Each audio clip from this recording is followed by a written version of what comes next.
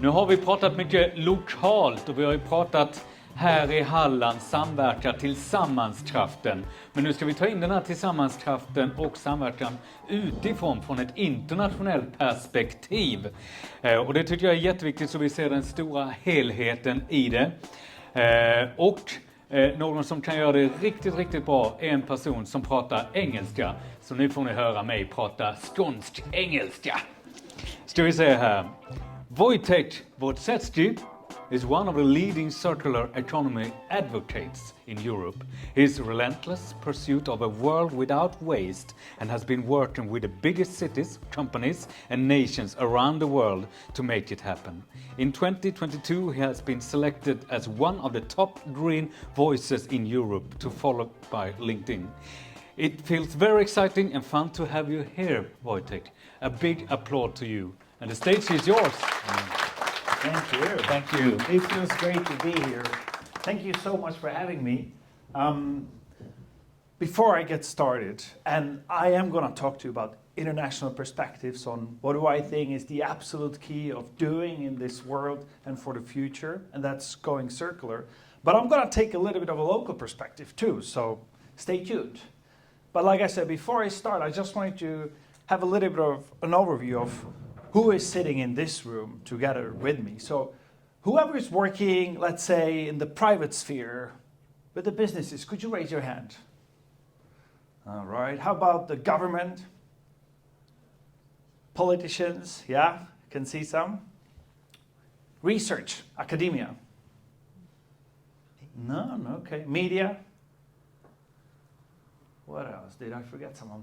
Någon som har föräldraledigt, kanske? Yeah, I see too. What else? Structure? Oh, NGOs maybe?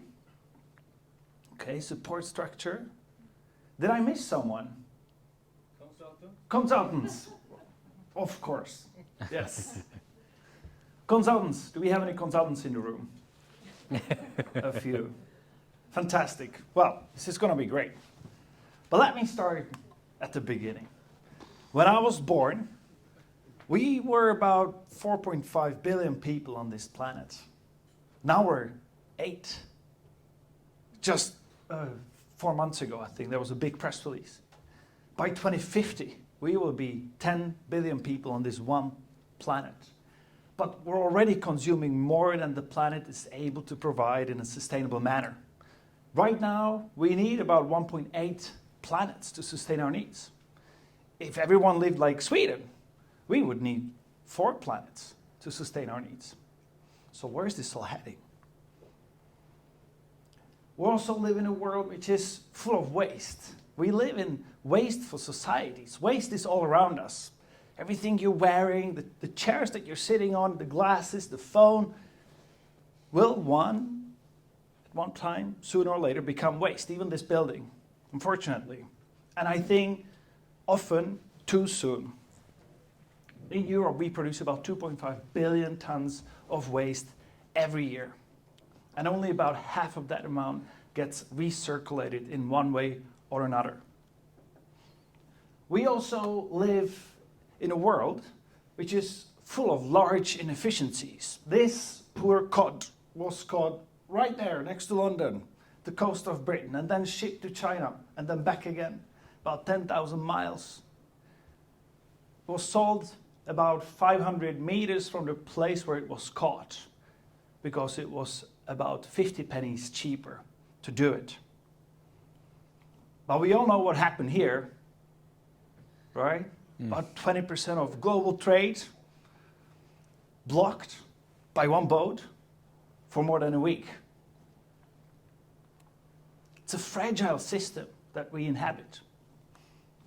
But where is this all going? Well, one of the effects that we're having on this planet, that we are literally starting to run out of resources. Some things that would be unthinkable a couple of decades ago. I was just speaking at a huge conference about the built environment, and we're talking about sand, something so endless, in availability, seemingly, is the sand for construction, which is eroded by water, not by wind. We're running out of that, literally. In some places, it's becoming a scarce commodity. But this picture is something else.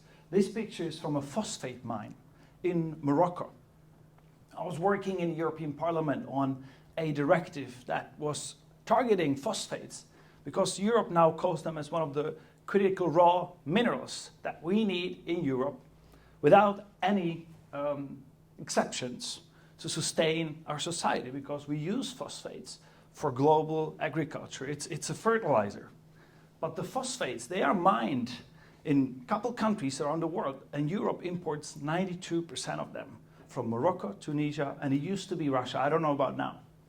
And according to some estimates by the EU, within the next 60 years, we're going to run out of the technically and economically available deposits of the phosphates that we know that exist. If we don't change anything.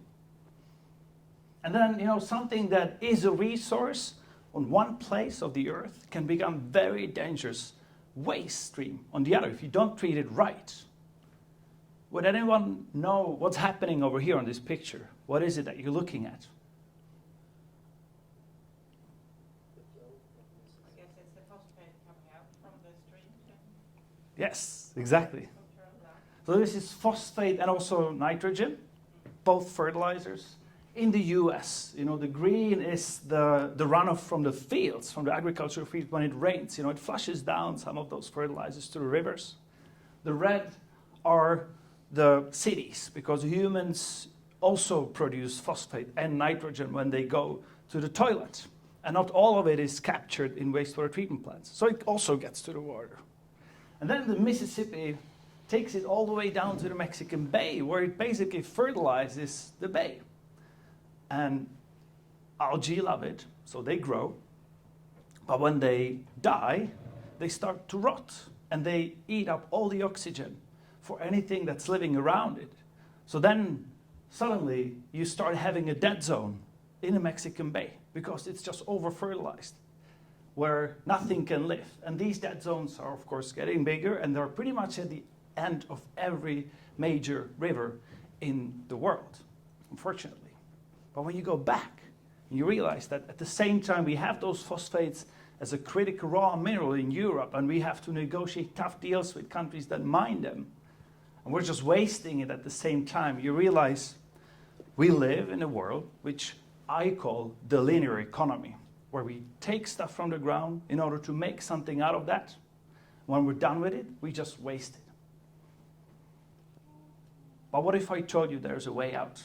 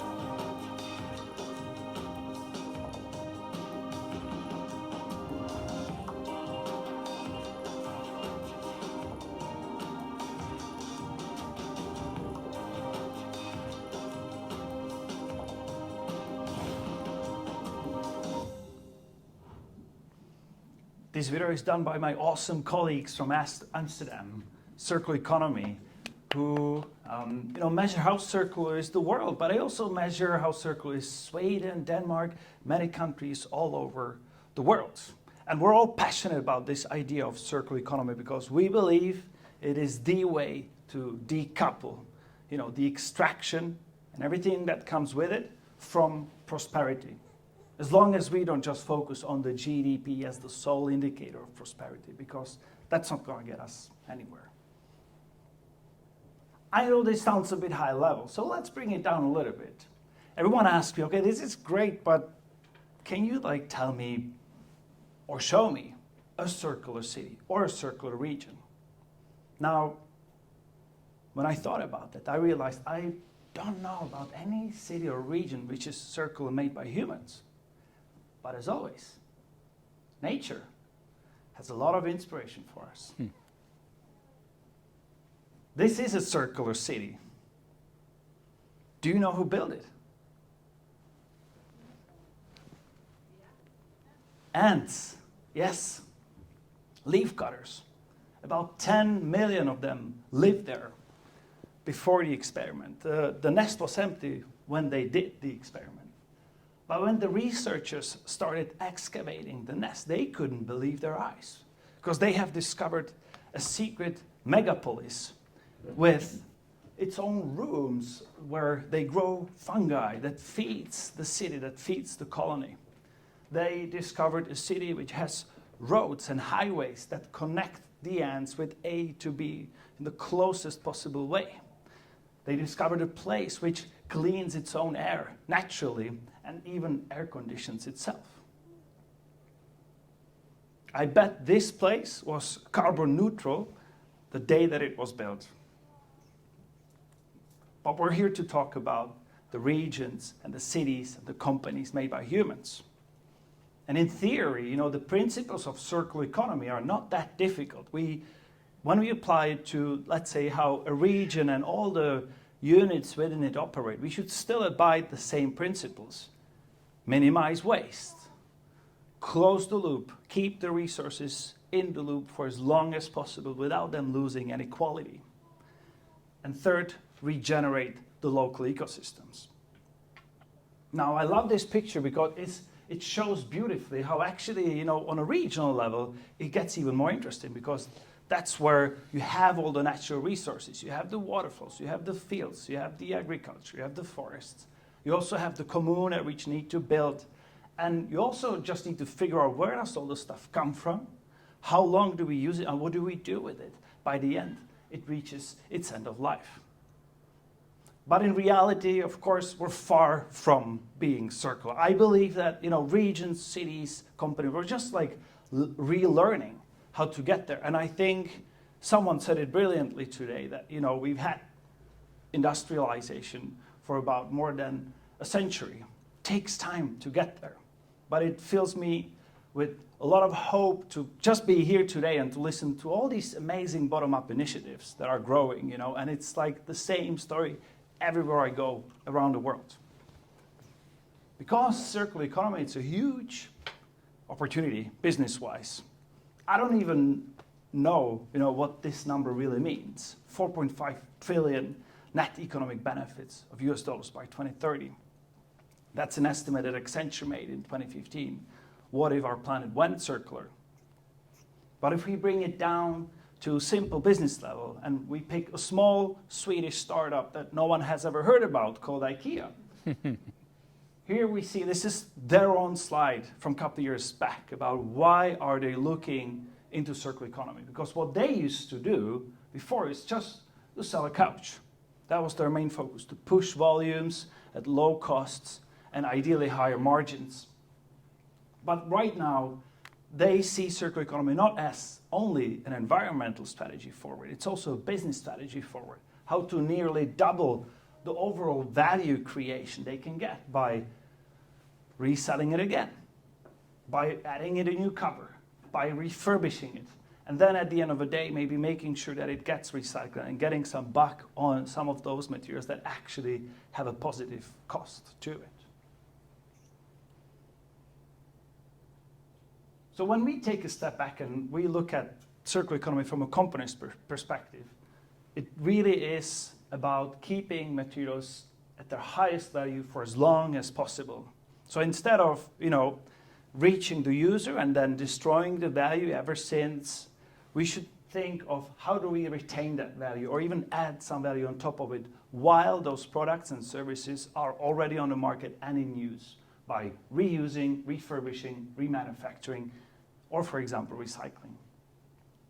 But it's not going to happen on its own. You need business models to support that. You probably need to change the way you've been designing those products and you've been selling them.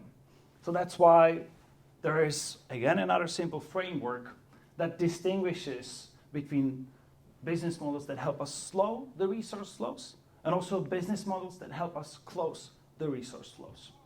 For example, when it comes to slowing the resource flows, you can have a business models that allow you to provide access and performance.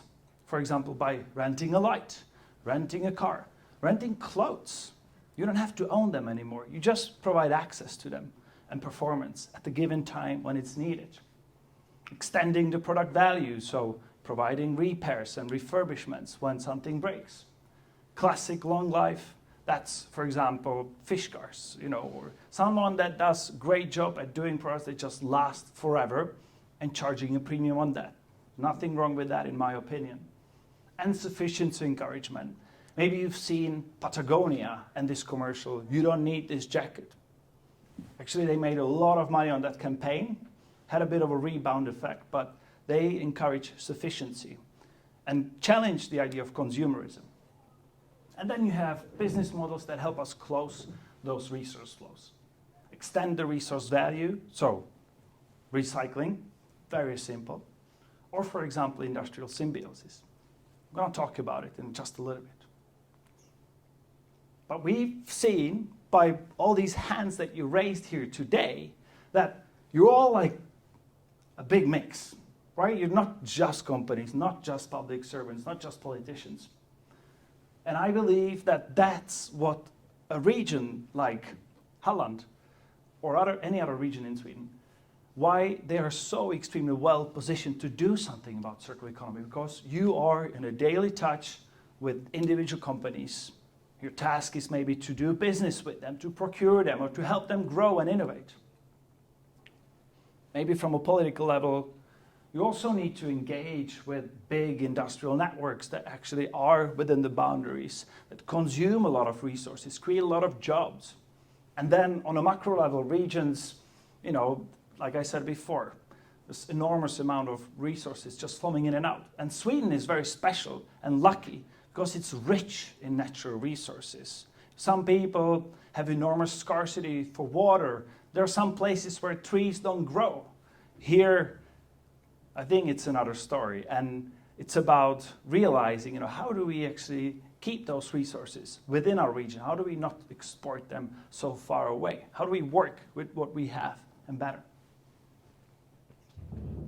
So what are the key concepts to work with? Whoever you are on a regional level, I think you can take these 5 R's with you at the end of the presentation. Before you take things off the ground, you should rethink the things you do it in order to prevent the mining and extraction. You should absolutely try to regenerate, have a positive impact with your solution, with your business on what you're doing socially, environmentally, economically. Before you make stuff, think of how do you reduce the need for resources? How do you reuse maybe the products again and again and again so you don't have to take and make new resources from the beginning? And before you waste them, think of how can you actually recover it.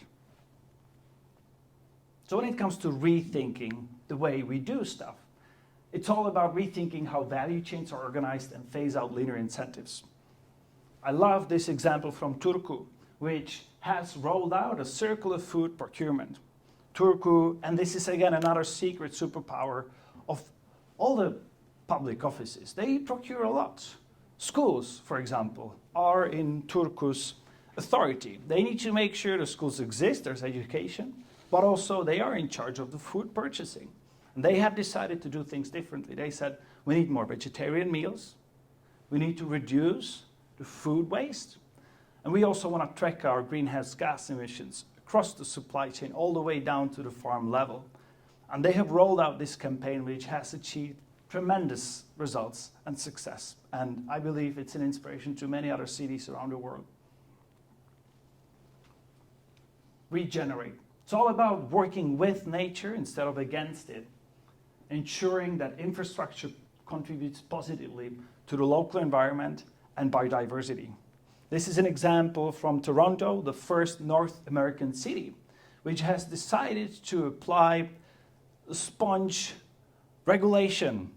For every new factory or an office building above a certain square meter size of the rooftops, it needs to be either green or there needs to be solar panels on top of it. No more blank spots with nothing of added value to the local environment. France did the same thing a couple of years ago as well.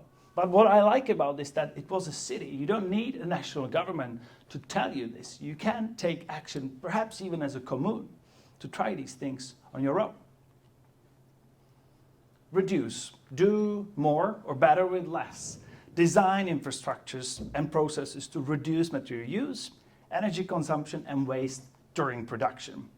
There's so many examples, and I bet from Sweden and perhaps even from over here, of industrial symbiosis. It's a big concept in Sweden. I didn't know that it was that big before moving here. So probably you're very much familiar with that. Here's an example from Ostrobotnia, from Finland, which has an industrial park. And what they did, and what I would always recommend to do to anyone interested in this, is map the resources. That's the first thing. You know, who consumes what, who needs what to run their own business. They have about 9 manufacturing industries in there and about 20 service companies as well, sitting together in one industrial park that creates about 2 billion euros of economic value every year. And they looked at, okay, what are the resources we need, from pulpwood to wood chips to sawdust to waters and chemicals, to the energy, to waste that it's produced, the waste streams and the side streams that are produced by some of those processes, and the end products that are created. And then they started looking for the synergies that exist between some of those companies, started connecting them, that achieved huge savings. So one company started collecting the sawdust and started making something new out of that. Another company realized they can use the flue ash to make their own products from that as well. And suddenly waste becomes a resource from one day to another. Reuse. That concept doesn't need so much more explanation, I believe, but it's about extending the use of existing resources, products, and infrastructure. Retuna is one of my favorite examples of all. Again, from Sweden. Has anyone been there, by the way? Yeah? It's pretty close to Stockholm. Yeah? It's the first circular shopping mall, right next to an återvinningsstation. Which means, you know how återvinningsstation works. You come there, you have a lot of things, you separate them, which is good. Most of them will end up in trash. What's the new trend is that you have sometimes these återvinning or återbruk add-ons to it, right? Like a small cabinet where you can maybe leave this nice coat or a chair or whatever. And then it hopefully gets another life.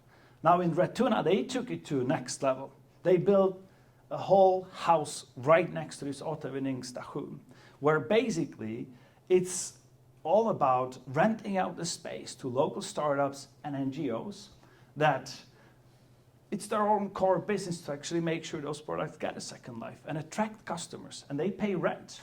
So you have a circular shopping mall where you have this endless amount of resources that just come and come and come every day.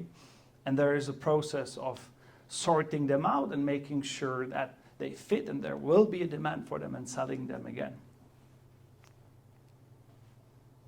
And recover. Here, even in Halland, I think you have an example by Loop Factory, which is very inspirational to me when I was listening to Maria before and also to her colleagues today. It's all about making sure that you recover value from materials at the end of their life and loop them back in. But it's also about how do regional actors support circular innovation. We talked about the what, but the how, I believe, is even more important. And here are some of the tools that, no matter who you are, you can try to think of, how do I actually take part in this? What is my role? What can I do to, for example, co-create a vision for my region, for circular economy that can result in a roadmap and strategies? We need that. We need those goals, because from goals come budget, commitments, and responsibilities. It's all about engaging, partnering up, raising awareness, building capacities. It's also about urban planning, asset management, public procurement, or about economic incentives, so financial support and fiscal measures. No one's gonna say no to that, I believe, and regulation. But I picked those three key that I believe that are at the heart of going circular, especially in such a complex ecosystem of stakeholders like today. Procurement is the number one and will always be. Because if you think about it, you can have 10 incubators with 100 startups and they make great stuff. But if there's no one to buy it, they will not do it. And the regions and cities and communes are also in the same game. They complain that it's not going as fast, we're not reaching our goals, yet they're sitting on billions of Swedish crowns and they spend them on their dealer service, police uniforms, building a road, buying school food. And one sentence can change everything. One sentence can create direct demand for circular startups, for circular companies that are right around you that suddenly see the demand and will go for it. So procurement, I would spend 80% of my time thinking about how to actually make it happen because it just has this enormous accelerator impact on everything that spans from there. And it's easy and it can be quick as well. The second thing, which is connected with it, but it's something a little bit different, is public-private partnerships. So what I've seen, and my colleagues as well, we've been working with more than 50 cities and regions around the world. Am I running out of time? No, you got 4 minutes and 15 seconds now. Okay, good. 4 minutes. I'll speed this up. Yeah. Public-private partnerships, stakeholder platforms. So what we started doing when we have created this vision and strategy, we then brought those stakeholders together, the businesses, the NGOs, the academia, and the politicians. And you can start building these circular communities, such as Circular Glasgow, Circular Prague, Re London, Circular Turku, where it's all about coming together, discussing the challenges of the region, of the commune, in a business setting which is non-competitive, and which can also be about building capacities, which can be about training, a lot of networking. There's value in this, and I think it doesn't take too much energy and efforts to actually invest in something like that. It can be quite self-sustaining and bottom-up with a lot of rewards waiting on the other side.